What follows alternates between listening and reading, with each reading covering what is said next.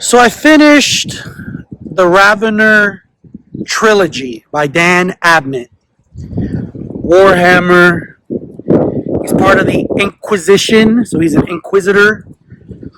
Eisenhorn was his mentor, and I'd read the Eisenhorn trilogy, and the omnibus that I bought that had all the books in it is 866 pages, and the print is pretty small. It's like Bible print. So it took a while. It took me about a whole month to read it. And I had to say, I have some opinions. Now, Dan Abnett is known for character-driven stories. And, you kind of have to write a trilogy in order for that to work. Because there's so much... the book is called Ravenor. Ravenor, then Ravenor Returned, and Ravenor Rogue. But he's in this chair, this mechanical, futuristic, hovering chair. So he can't do much. He has a team. And that's the whole, even with Eisenhorn. Eisenhorn was a badass, but what makes the story go, same thing with Gaunt's Ghost, also by Dan Abnett, is that the characters are so great that he builds over time in these stories. And so, with all this character building, there's a criticism in a way, is that there's a lot happening. There's a lot of characters, both main characters and not so main characters, but they're characters who they all have some kind of role in moving along the plot, moving the story along. And I don't want this to be about a whole review about each character.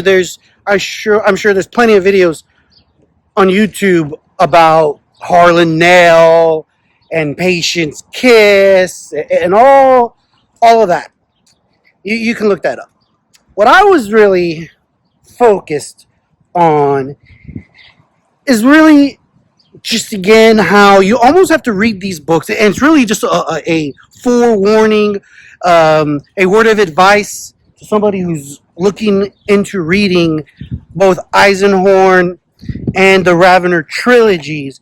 These books you almost have to read twice, or what is helpful is I use ChatGPT to do chapter summaries sometimes and just to catch up, because I felt if I went a day or two without reading, and I would start reading, I was like, because there's so much going on, you have to almost do a little refresher when you start back up.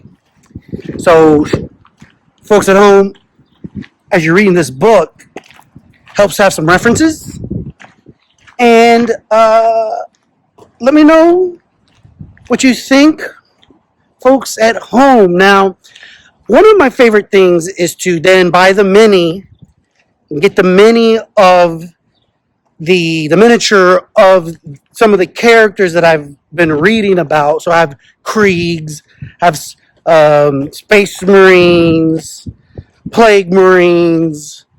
I have, but I don't have any Guard, and I don't have any Inquisitors. So I wanted to get Gaunt's Ghost, again, Dan Abnett book, and I wanted to get Eisenhorn. Eisenhorn was available for a while, just never bought it. Now it says it's sold out online. Gaunt's Ghost is available. Thinking about that. But then, just the other day, I had a gift card because it was my birthday. So I go into the Warhammer store, and I'm not even there 20 seconds when I see that they have a Ciaphus how do you say it? Caphis Cain with Jurgen, his aide. It's a 2-piece little mini set. I was like, holy shit, I had to have this because Caphis Cain, the omnibus, and then I have some other books. Sandy Mitchell, the author. Oh, those are some of the funnest and funnier books in the Warhammer universe, for sure. So I had to have it. And so that's what I'm going to do here this evening, folks, is paint that mini and hopefully have some of that for you to look at here on this episode I'm going to drop. So like, share, and subscribe, folks. And until the next time, let me know about your Warhammer activities if you have any ongoing. And if not, just, opine on mine. Until the next time, stay tuned because the best is yet to come.